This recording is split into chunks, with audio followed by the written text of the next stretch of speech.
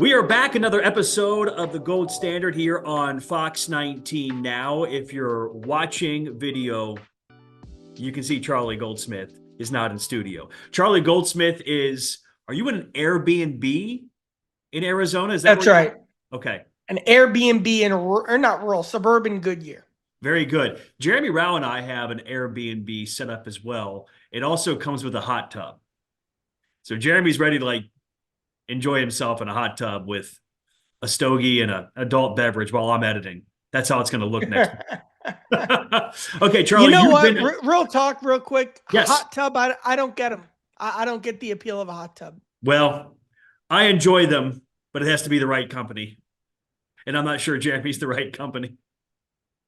Big announcement, by the way, coming at the end of this podcast about the future of the Gold Standard podcast. We're going bigger. We're going better. New ways for you to see us. But let's start here with Charlie. You've been in Arizona now for almost a full week. You've been cranking out stories on Charlie's Chalkboard and on fox19now.com. The one that caught my eye was Elly De La Cruz and the leg kick. Elly's trying to bring the power back in 2026. How big of a deal is this? Usually you wouldn't point to swing mechanics about being the most interesting thing about a potential franchise superstar. But Elly's a guy who's not going to come out and say, I'm going to hit 40 homers this year. That's just not the personality he is. But the leg kick is a signal of intent that that's what he's trying to do this year. The leg kick was kind of how he generated a lot of his power and a lot of his oomph in 2023 and 2024. But he struck out too much. We knew it. We talked about it. So to start balancing himself, he went away from the leg kick until the last 2 weeks of last season when he was slumping. But then he was like, just forget it. I'm going back to the leg kick. And he quietly was awesome during the final 2 weeks of the season. So I know, and this was discussed as early as last September, there was a plan. All right, during the offseason, we're all going to sit down with Elly and say, leg kick or no leg kick, what type of hitter do you want to be? Because he could be anything. And he's putting more into the power bucket. And for, I think, Reds fans, that's as exciting as it gets. Okay. His running mate in the middle infield, Matt McLain, is another guy you wrote an extensive piece about. I find Matt McLain to be the most interesting person in camp because right now his floor to ceiling is so far apart that you can see him being an all-star player, or could he be what he was last year? And that was one of the more disappointing guys on the team. You had a conversation with Matt. I found it very enlightening. What was your biggest takeaway from your conversation with the Reds second baseman? This is a cliche place to start it. Everyone works hard. I don't know that anyone has worked harder than Matt McLain. Sure, Sal Stewart lost 25 pounds. That's great. And that's something very obvious. Shout out Sal. I'm sure we'll be talking about him plenty over the next month, 8 months, and 20 years. But I think McLain worked about as hard as anybody. Getting the right feel and perspective on where his swing was and what he needed to be. And the thing is, though, we talked about mechanics with Elly, and that's the key for Elly. Everyone's different. McLain said the biggest mistake he made was last year he focused on mechanics as opposed to just the compete mindset. And it's a cliche thing to say too, but he was, where's my this, that, whatever. What he really needed was just try to grind his way and win and impact baseball games. And there were a few times he did that last year. And it was fitting that, and it was for a reason, that the times he did that were the moments where he was closest to being sent down. There was a survival instinct, almost a fight or flight that defined McLain's ability to stay in the big leagues. And that is an important lesson for a young guy to take entering into a season where he gets a fresh start. That's a hard thing to bottle, though, right? To kind of be able to recreate that if it's not happening, to manufacture it if you really aren't being threatened to be sent down. Did he share with you, Charlie, how he hopes to recreate that, manufacture that feeling of competing because he knew he was looking over his shoulder at that point? Or is that something that you think he can do, is recreate that and manufacture that in 2026? So there's a feeling when it's Tuesday and you're in Washington And, you've played 20 games in a row, and like in some ways, a lesser player would look at it and say, oh, like, here we go again. McLain said that the thing that got lost in, for lack of a better word, translation the most after missing a full year, the thing that was off the most was just the trained ability to show up and compete every day. That's kind of like what game shape is. And he felt that, and he felt like he was missing it at times last year. Not that he wasn't trying. I think Matt's just a baseball rat who I would want on my team any day because he's a gamer, he's a grinder. But that tank got emptier quicker in 2025. So those are reps he built last year. And that, talking to Matt and then talking to people around the game who've had shoulder injuries and talking to people around the Reds about Matt, just the ability to tap more into that. That's who Matt is. And that's something you can access more after a full year of reps are under your belt. Before you left for Arizona, I asked you who you were looking forward to speaking to most. And you said Reds starting pitcher Hunter Greene. Well, Hunter famously started game 1 of the playoffs last year. He's the opening day presumed starter unless something changes. He's supposed to be this team's ace. He's an all-star. But you had the idea that you wanted to speak to him more than anybody else out at Red Spring Training. You did. I believe your first day you were there, you spoke to Hunter Greene. I asked you what your biggest takeaway was from Matt McLain. What was your biggest takeaway from your conversation with the Reds starting pitcher? Talk to him and talk to Derek Johnson too, just for a different perspective. And they're both at the exact same place. This is the first camp where Hunter doesn't have like a thing. Like, it's not about his changeup or his splitter or the shape that he's in, which in positive and negative ways was something that came up in previous camps. There couldn't be more confidence that when Hunter's healthy, he's great. I almost put him in the Joe Burrow zone. If you can tell me that Hunter's going to make 32 starts, I'll bet that he's going to be in the top 5 of MVP voting. But it's just, one, putting himself in a position to best be prepared for the grind and the wear and tear of a season, and 2, being ready at the end of it when the moment's brightest and the spotlight is what it is on the stage in Los Angeles. Who are you? And it was really interesting talking to Hunter about that start in LA. And, we keep going back to the idea of, these are young kids who haven't experienced it yet. And what the Reds concluded, Hunter and DJ, was that Hunter kind of got too caught up in that moment. And that's an interesting lesson and an interesting piece of reality for a guy who's always been awesome to have to deal with. But there's one thing Hunter wants to make sure everyone knows. Like, he's not looking at that as fuel, because he says, if you feel like I need fuel, then, he didn't say this, but you're underestimating me. I think that's a fair sense of kind of the message Hunter's trying to convey, because, if he needed a bad start to give him a kick in the tail, well, then he's not about the right stuff. That's what Hunter will tell you. And he's confident that he's in a good position to give it his all and meet the high goals that he's set for the season. Okay, so we've talked about Elly in the leg kick, Matt McLain and being the competitive mindset, Hunter Greene and not needing motivation. The other big name, at least in the last couple of weeks, ever since he re-signed in Cincinnati, has been Eugenio Suarez. He's already out there. Look, a lot of these guys are already out there. I would say are the majority, if not everybody. Yes. This is kind of the story of camp, how everyone was there early and was ready to work early. Now, like, there were a couple, not stragglers, but who got in the last day or two, but that's still early. But the majority of the core of this team, like 7 of the top hitters, were very, very early and very, very prepared. Well, Eugenio is one of those guys that's now very much the core of this team. You wrote about his unique presence, because when the Reds signed him, everybody talked about the good vibes. Everybody talked about the home runs. But you wrote about his presence. What do you think his presence, a guy that's been here before, a guy that's been in Major League Baseball for a long time, has accomplished a lot, means to a team that feels like it's ready to take a next step? Something I didn't even realize about him until I talked to Diamondbacks manager Torey Lovello at Cactus League Media Day yesterday, was the fact that Gino's kind of the guy on that team in Arizona. He was with the Diamondbacks for all of 24 and the first half of 25. Gino was the most veteran position player. And when I asked Torey, like, what's the best way to sum it up, or the example that comes to mind, he talked about all the times where or what he described was a feeling of how quiet the room got when Gino spoke up, and the power and the respect and the reverence that he had in that room. And that, I mean, that's a young core right there, Corbin Carroll, and their catcher's young, and a lot of those types of players.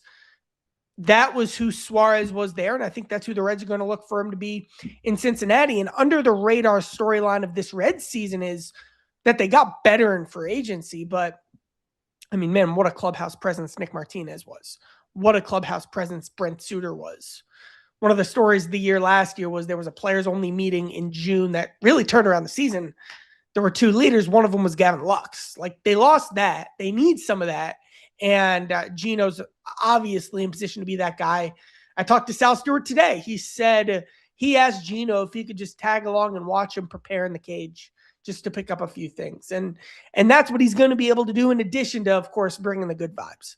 Okay, one of the more interesting stories that's come out of Red Spring training in the first week is Brandon Williamson, because you and I have talked about this rotation and the depth, that it can go 8 or 9 deep. And everybody's talking about the 5, right? Who's going to be the 5 and who's going to be the odd man out? Is it going to be Rhett Lauder? Is it going to be Chase Burns? At some point, they're going to need all of these guys. That's the way a Major League Baseball season works.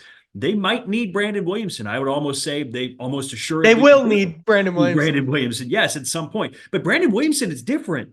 He's very different than what he was from what Reds fans remember. Can you walk us through the timeline of Brandon Williamson, where he's been, what's happened to him, and how he's different now in 2026, and what might be a better version than we've ever seen of Brandon Williamson? He's not the most high-profile Red, but this is just a really interesting baseball story. And anyone who likes development and is interested in how people change over time, that's Brandon Williamson. So in 2022, the Reds weren't preparing to tear the whole thing down and trade Suarez at the time and Winker. They liked Brandon Williamson so much that they pulled the trigger on the trade that started the rebuild. What they loved was Williamson's ability to strike guys out, the 5th best strikeout rate in all of baseball, an elite fastball for a prospect, and then a really sick curveball. Get swing and miss. 2022 shoulder stuff starts to become a defining part of the Brandon Williamson story. Shoulder ache, shoulder pain, shoulder injury, and he just can't do the same stuff because he's banged up. That's what it is. He was healthy enough to pitch, but he was banged up. And that carried through 2023. He gets called up in May for his big league debut. He's not even pitching that well. He just, like McLain, got to find a way to survive. So he somehow reverse engineers the ability to become a contact pitcher with a cutter and a slider. And somehow he becomes the Reds' most consistent pitcher in 2023. 2024, shoulder injury takes him out from April to the beginning of September. They bring him back way too soon. And because of that, because they brought him back too soon, he tore his UCL, Tommy John surgery, misses all of 2025. The silver lining, for the first time, he had 16 months to do nothing but shoulder rehab. The shoulder is stronger. He was strong enough now to go to a pitching lab and focus on and prioritize adding velocity. He's up several miles an hour to the mid-90s, which is really good for a lefty. And for the first time since he was with the Mariners, a prospect, he can beat you with that fastball, and he can go back to that curveball. So he can be that swing and miss guy again. And also, when he needs to, use the cutter slider to get the contact stuff. So this sounds like a backhand compliment. He's probably the best number 7 starter in baseball. And you need these guys. And when it's his turn, it's his day. You show up at Great American Ballpark and Williamson's pitching, because that will happen. This will be, some fun context for kind of the way you watch that game. That's cool. And to your point here, I want to ask you about this. You've said multiple times it's hard to talk about the Reds rotation without sounding hyperbolic. So let's get hyperbolic, okay? What can the Reds rotation become? Top what in Major League Baseball when you look at it from number 1 down to number 7 with Brandon Williamson in there? That rotation can be what in Major League Baseball? Let me ask you a question. And maybe you know this, maybe you've read this. Do you know what the Reds rotation ranked in WAR last year? What would you guess? I would guess the Reds rotation ranked 7th or 8th in WAR last year. Fifth. And that was with Hunter Greene basically missing Wow. half the season. That was with Lodolo and Abbott having a couple week stints on the IL. That was with just 8 starts from Chase Burns. And that was with Brett Lauder missing the entire season. So you expect all those things to be better. And I expect Lodolo and Abbott to be even better in 2026. They're just young guys. You put all that together. The tagline I've come up with for this group is, so Team USA really wanted and offered Hunter Greene and Nick Lodolo. Greene, we know he's great. Lodolo, like, just hasn't gotten that external recognition. But use the Team USA offer as that. Like, Nick Lodolo is the lefty that Team USA wanted when they're building the addition to Skubal, who they got, when they're building literally the best pitching staff in the history of that tournament. So you got 2 All-Americans. You got an all-star in Andrew Abbott. We know who he is. The line I keep using on Chase Burns is I'm using all my spring training hyperbole points on Chase Burns because I just think he's really, really good. And then Singer is a nice change of pace, durable. You kind of need a guy like that to be the starch that mixes it all together. And then Lauder and Williamson. And now I am really concerned after that. And maybe there's a world where it's August and the Reds are out of starting pitching like they were in 2024 and the season falls apart. They need to develop guys like, and we won't talk about them, but, you know, Aguiar, Petty, Franco, Abel, guys like that. Like they need to sign another minor league free agent starting pitcher. But now we're really in the weeds. But the top of this rotation couldn't be, unless you're the Dodgers, any better. Okay, on to the Gold Rush now. Rapid fire questions for Charlie Goldsmith. We will stay with the Reds. Rapid fire question number 1. What's the more intriguing storyline to you? Who the 5th starter is, or who bats second in the Reds batting order? Who bats second? I think the 5th starter thing will kind of work itself out. I also just expect at some point, you know, someone will get hurt. Not maybe someone does get hurt every spring training, but at some point, so that'll shuffle around. But your number 2 hitter is a signal of intent of how we view this team. This is who we believe in. And I talked to Terry Francona a lot about this morning. He talked a ton about prioritizing and valuing someone who can hit lefties in that spot. Again, he's the manager. He's fine. He can do whatever he wants. What I would do is hit Elly second. But the direction that they've gone is kind of using him as, like we said, with the leg kick, more of a run producer, power guy. And I would do that as well, just out of the 2-hole, but that's neither here nor there. I would handicap Spencer Steer as the favorite. What Noelvi will work more on hitting left-handed pitching this spring than any other person will work on any other individual thing, except for maybe Sal at first base. Like, that'll be a big focus. McLain is the ideal guy. He just needs to bounce back. But that to me is really interesting. Yeah, I would power rank Spencer Steer number 1, and I think they would want Matt McLain to be that, but I think Matt McLain has to go out there and prove he can be that guy for him to get that kind of promotion. Okay, next question. Why not Nick Castellanos? I mean, he'd just take Marte's spot. So, like, I'll take Marte. He's a bad I like Nick a lot. I like Nick. I'll always value what he did for the 2021 Reds. I had a great conversation with Nick in Philadelphia, and I know Nick Kroll had a great conversation with him last year in Philadelphia when the Reds were in town. But they have better hitters. Mm-hmm. They have better defenders. And I like the current clubhouse mojo. Yeah, you checked all the boxes there. I don't think he fits his personality with this group. I think the Reds needed someone like him with that edge and that attitude when he came here the first time. But I also don't think there's anywhere for him to play. He's just not a good defender. His offensive numbers are declining, and there are better guys already on the roster. That's why I agree, no Nick Castellanos. Why, yes, this just happened today on Nathaniel Lowe. Does he move the needle at all for the Cincinnati Reds fan? So I've got the receipts. So what we didn't know in the middle of January was that Nick Kroll had asked ownership, can we go over budget for Eugenio Suarez? So I was under the assumption that the Reds had a couple $1 million left to spend. And my quote unquote big board was Suarez, if they somehow can get more money, can afford. And I published this article. Like, I wrote this. It went Suarez, and then it went Nathaniel Lowe. Like, literally. he had a down 2025 season, he still would have had a top 5 OPS versus right-handed pitching on the Reds. And between 2022 and 2024, he was one of the best first basemen in baseball.